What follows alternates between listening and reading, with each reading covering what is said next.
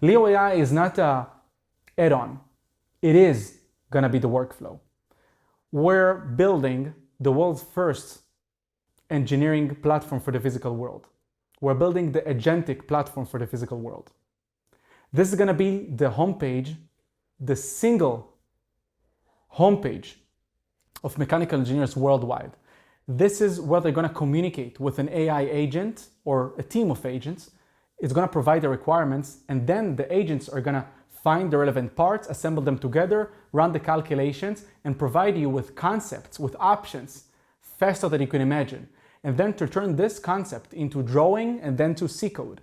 We thought that this vision is gonna turn into reality within a decade, but with the cadence that we were able to pull off during the last years, we're gonna see it next year.